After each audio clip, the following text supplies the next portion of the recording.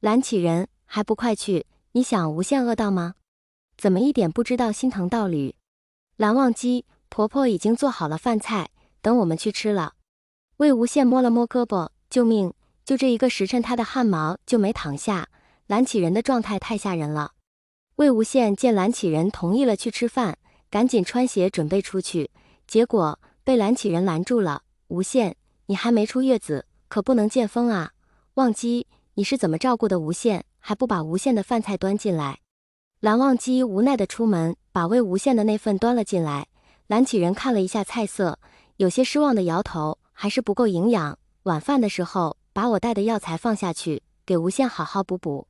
蓝忘机点头道：“叔父，我知道了，您先出去吃饭吧。”蓝启仁出门的那一刻，魏无羡吐了一大口气：“蓝湛，你叔父变得好可怕。”蓝忘机摇头：“不是你叔父，是我们叔父。”魏无羡：“好吧，我们叔父变得好可怕。”蓝忘机：“叔父只是太高兴了。蓝氏自蓝翼先祖之后再未出过嫡女。”魏无羡一边喝着鸡汤一边道：“哎呦，我们小雪变成了香饽饽哟。”蓝启仁待了不到3天，蓝曦臣也鼓着勇气来了，看着几乎与云深一模一样的乱葬岗，自言自语道：“魏公子真的很喜欢忘机啊。”蓝曦臣也见到了他心心念念的大侄女，孩子睁开眼睛是与蓝忘机别无二致的琉璃色，蓝曦臣也不想离开了，可惜他待了3天就被蓝启仁撵了回去，没有蓝启仁帮他处理公务，蓝曦臣只能惨兮兮的自己处理，每天快被公文埋了。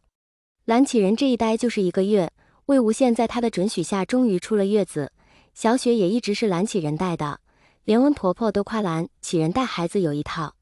蓝启仁在蓝曦臣一封又一封催促信之下，只能含着热泪回去了。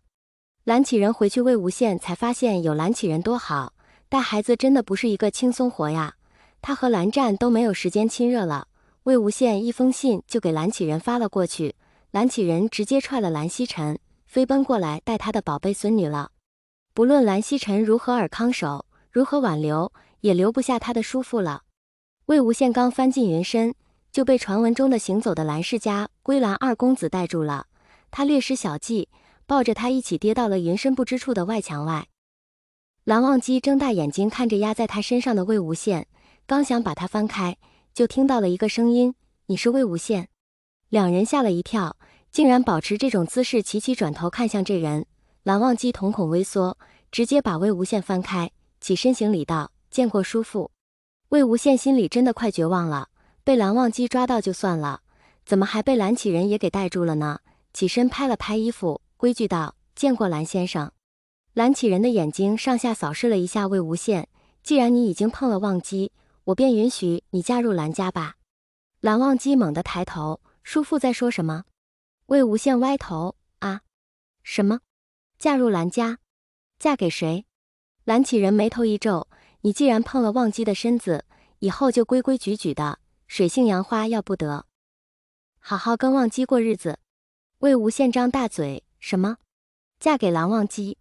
不是，蓝先生，我没碰蓝二公子啊。还有，我是一个男子，怎么嫁人？”蓝启仁冷哼了一声：“呵，给你机会，你不要得寸进尺，忘机的清白都被你毁了，你必须负责。”魏无羡：“清白？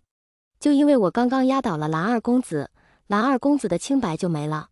说到最后，魏无羡的语调都变了。蓝忘机觉得今天的蓝启仁好奇怪，小心道：“叔父。”蓝启仁拍了拍蓝忘机的肩膀：“就算娶个男子回来，我们蓝家人也要在上面。忘机，你不要让我失望。”蓝忘机：“叔父。”怎么了？蓝启仁有些不耐地看了一眼一旁还在发呆的魏无羡，上去直接打昏了他，把晕过去的魏无羡扔到了蓝忘机的怀里：“跟我走。”蓝忘机有些慌乱地接过魏无羡，抱了起来：“魏婴，好轻。”蓝氏祠堂，蓝忘机抱着魏无羡疑惑地看着蓝启仁：“叔父。”蓝启仁傲娇道：“忘机，我们蓝家的人喜欢一个人就一定要到手，我一眼就看出来了，你看上了这小子，你放心，这小子一定是你的人。”蓝忘机像是被戳中心事一般，有些害羞地低下头。今夜他确实第一眼见到了魏无羡，就被他的笑容晃了眼睛，他还没理清心里的情绪，就被蓝启仁点了出来。蓝启仁嘴角勾出了一个邪魅的笑容，用蓝氏秘法把族谱拿了出来，翻开蓝忘机那页，直接在蓝忘机的身边写下了魏无羡的名字。想了想，又翻到了清衡君那页，把清衡君夫人的名字也写上了。笑死，他兄长的媳妇怎么能不填在族谱上？还有，谁听那群长老的话，以后蓝氏他说的算。蓝忘机，叔父应该经过魏婴同意，才可把他的名字登上族谱。